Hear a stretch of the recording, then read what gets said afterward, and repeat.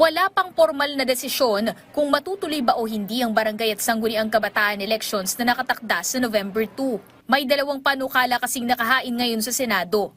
Ang isa, hinggil sa pansamantalang pagpapaliban ng BSKE hanggang taong 2028. Ang isa naman, mula 4 na taon ay layo ng gawin ang termino ng barangay at SK officials ng hanggang 5 taon.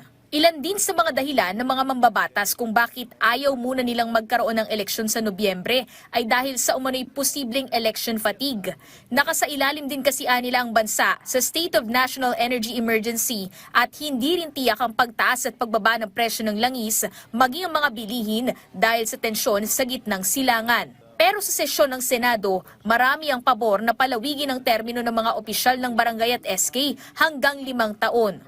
Ano yung advantage na nakikita po natin? Una sa lahat, dun po sa pahayag kanina, doon sa hearing, na-disclose po na pareho ang DILG, pati ang National Youth Commission, actually naghahanap sila ng 5-year plan sa ating mga barangay NSK officials. So parang sinasabi po ng ating mga kagalang-galang na senador, talagang nagtutugma dun sa intention na 5 years. May version na rin po na counterpart yung sa Senate dun sa House. So parang nagkakapareho na po sila na setting the term, a new term of office ng ating barangay at SK officials. Sa September 28 ang itinakdang petsa ng COMELEC para makapaghain ng Certificate of Candidacy ang mga nagnanais tumakbo bilang opisyal ng barangay at SK. Mula sa inilaang 19 billion pesos na pondo para sa BSKE, 8 bilyong piso na ang nagastos para sa pag-imprenta ng balota, pagkakaroon ng ballot boxes at mga election paraphernalia.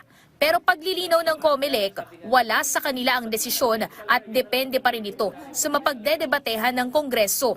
Sabi naman po ni COMELEC dyan, we will abide by the law. Kung ano po ang pasya ng ating Kongreso, ay susunod po kami. Isa lang po ang hiling ni Chairman Garcia, sana magkaroon na ng linaw by September. Sakali kasing maaprubahan ang panukalang batas na ipagpaliban na muna ang BSKE, magagamit pa rin naman ang mga naimprentang balota at nabiling materyales para sa eleksyon kahit 2026 ang naka-isyong petsa rito.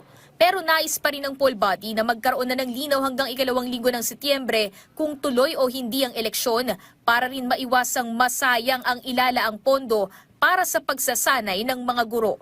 Sheila Natividad, para sa Bayan.